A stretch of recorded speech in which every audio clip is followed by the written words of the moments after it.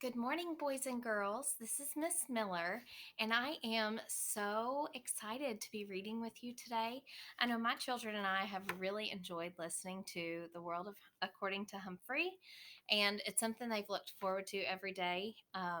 So remember, at the end of this, I will share today's activity or challenge with you. And if you've missed any chapters before chapter 11, you can always go to our YouTube channel and find the chapters that you missed, along with some other guest readers. So, chapter 11, TV or not TV. Wow. Friday was a great adventure because AJ took me on the school bus. It was noisy and smelly and very, very bumpy. And just about everyone on the bus wanted to get a good look at me, including the driver, Miss Victoria. It was exciting, almost too exciting, because AJ couldn't hold my cage steady, and I was slipping and sliding and bouncing until I was quite dizzy. Sorry, Humphrey, I'm trying to hold still, AJ told me as someone bumped his elbow and sent me sprawling on the floor of my cage. It's all right, I squeaked weakly. The bus led us off close to AJ's house. It was a two-story old house with a big porch. As soon as I entered, I got a warm welcome from AJ's mom, his younger brother, Ty, his little sister, Deely, and his baby brother, Bo. Anthony James, introduce us to your little friend, his mom said, greeting us. Anthony James. Everybody at school called AJ by his initials or just Age. This is Humphrey, he answered. Hello, Humphrey, said Mrs. Thomas. So, how was your day, Anthony? Lousy. Garth kept shooting rubber bands at me. He won't leave me alone. But you two used to be friends, his mother said. He used to be, said AJ, until he turned into a jerk. Mom patted her son on the shoulder. Well, you've got the whole weekend to get over it. Now take Humphrey into the den and get him settled. Mrs. Brisbane called him. Lower your voice, AJ, because AJ always talked extra loud in class. I soon noticed that everybody at AJ's house talked extra loud. They had to, because in the background the TV was always blaring. Now, every house I've been in so far has had a TV. Even Miss Mack had a TV, and I enjoyed some of the shows I'd seen with her.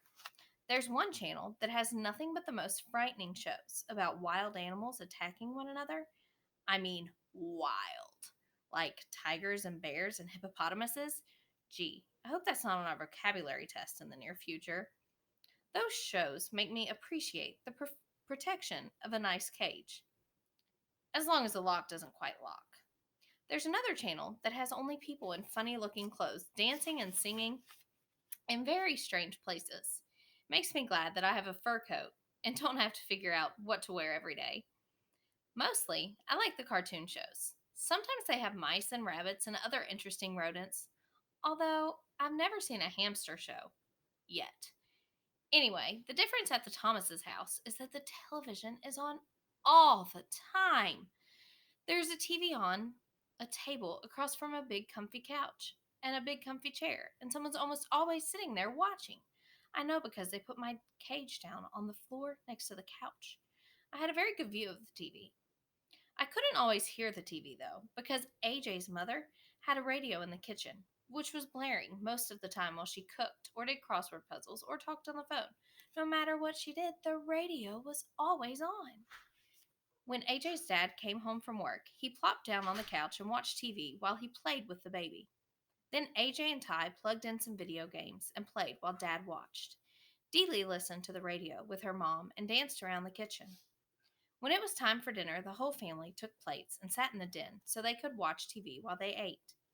Then they watched TV some more. They made popcorn and kept watching. Finally, the kids went to bed. The baby first, then Deely, and later Ty and AJ. After they were all in their rooms, Mr. and Mrs. Thomas kept watching TV and ate some ice cream. Later, Mrs. Thomas yawned loudly. I've had it, Charlie. I'm going to bed, and I suggest you do too, she said. But Mr. Thomas just kept on watching, or at least he kept on sitting there until he fell asleep on the couch. I ended up watching the rest of the wrestling match without him. Unfortunately, the wrestler I was rooting for, Thor of Glor, lost. Finally, Mr. Thomas woke up, yawned, flicked off the TV, and went upstairs to bed. Peace at last. But the quiet only lasted about 10 minutes. Soon, Mom brought Bo downstairs and gave him a bottle while she watched TV. When Bo finally fell asleep, Mrs. Thomas yawned and flicked off the TV. Blessed relief. 5 minutes later, Mr. Thomas returned. Sorry, hamster. Can't sleep, he mumbled to me as he flicked on the remote. He watched and then dozed off again. But the TV stayed on, leaving me no choice but to watch a string of commercials for car waxes, weight reducing programs, exercise machines, and red hot harmonica classics. The combination of being nocturnal and being bombarded with sight and sound kept me wide awake. At the crack of dawn, Deeley tiptoed into the room, dragging her doll by its hair, and switched to a cartoon show about princesses. She watched another show about cats and dogs. Scary. Then Mr. Thomas woke up and wanted to check some sports scores. Mrs. Thomas handed him the baby and his bottle, and soon the older boys switched over to video games, and their parents watched them play. It was loud, loud, loud, but the Thomases didn't seem to notice. What do you want for breakfast? Mom shouted. What? Dad shouted louder. What do you want for breakfast? Mom yelled. Toaster waffles! Dad yelled louder. I can't hear the TV, Ty hollered, turning up the volume. Do you want juice? Mom screamed. Can't hear you, Dad responded. And so it went. With each new question, the sound on the TV would be turned up higher and higher until it was positively deafening. Then, Mom switched on a radio. The Thomases were a perfectly nice family, but I could tell it was going to be a very long and noisy weekend, unless I came up with a plan. So I spun on my wheel for a while to help me think. And I thought and thought and thought some more. And then it came. The big idea. I probably would have come up with it sooner if I could have heard myself think. Around noon, the Thomases were all watching the football game on TV, or rather, Mr. Thomas was watching the football game on TV, while AJ and Ty shouted questions at him. Mrs. Thomas was in the kitchen listening to the radio and talking on the phone. Deedley played peekaboo with the baby in a cozy chair. No one was watching me, so I carefully opened the lock that doesn't lock on my cage and made a quick exit. Naturally, no one could hear me skittering across the floor as I made my way around the outside of the room, over the space behind the TV cabinet. Then, with great effort, I managed to pull the plug. One of the most difficult feats in my life. The TV went silent. Beautifully, blissfully, silently silent. So silent, I was afraid to move. I waited behind the cabinet, frozen. The Thomases stared at the TV as the picture slowly went dark. Ty, did you hit that remote? Mr. Thomas asked. Nah, it's under the table. Anthony, go turn that thing on again, Mr. Thomas said. AJ jumped up and hit the power button on the TV. Nothing happened. It's broken, he exclaimed. Mrs. Thomas rushed in from the kitchen. What happened?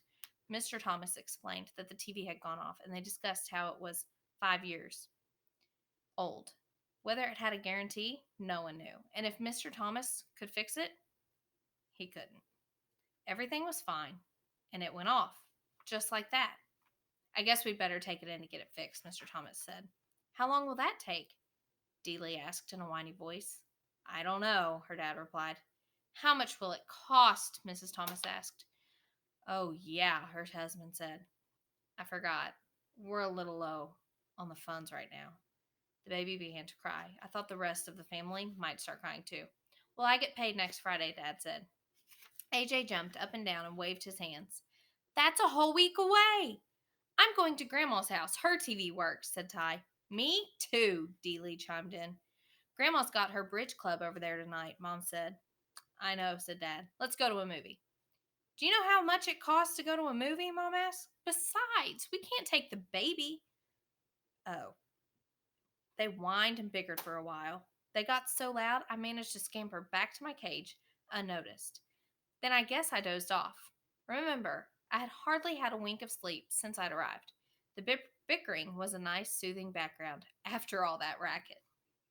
I was only half asleep when the squabbling changed. But there's nothing to do, Dealey whined. Her father chuckled.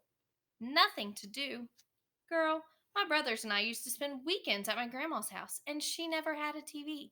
Wouldn't allow it. Oh, we were busy every minute, he recalled. We played cards and board games and word games, and we dug in her garden and played tag. He chuckled again. A lot of times we just sat on the porch and talked. My grandma, she could talk. What'd you talk about? Ty wondered. Oh, she'd tell us stories about her growing up, about ghosts and funny things, like the time her uncle was walking in his sleep and went to church in his pajamas. Mrs. Thomas gasped. Oh, go on now, Charlie. I'm telling you what she told us. He woke up in the middle of the service, looked down, and there he was in his blue and white striped pajamas. I let out a squeak of surprise, and all the kids giggled. Then Mrs. Thomas told a story about a girl in her class who came to school in her slippers by accident one day. Yes, the fuzzy kind, she explained with a big smile. They talked and talked, and Dad got out some cards, and they played a game called Crazy Eights and another one called Pig, where they put their fingers on their noses and laughed like hyenas. When Bo fussed, they took turns jiggling him on their knees. After a while, Mrs. Thomas gasped, Goodness sakes! It's an hour past your bedtimes! The children all groaned and asked if they could play cards tomorrow, and in a few minutes, all the Thomases had gone to bed, and it was quiet, quiet, quiet for the first time since I'd arrived. Tip 11. Be careful. If set free, hamsters are experts at disappearing in a room. Guide to the Care and Feeding of Hamsters by Dr. Harvey H. Hammer. Well, boys and girls, I really hope that you enjoyed Chapter 11 as much as I did. And for your challenge today, turn off the TV. Humphrey stayed at home where they watched too much TV. He was smart and unplugged it. The family immediately started doing other fun activities. Here's your challenge. Do not watch TV for 24 hours. Instead, play cards, board games, word games, work outside in the yard or garden, play ball or tag. You can do this, and we can't wait for you to share with us what you've done without TV for 24 hours. Have a great day.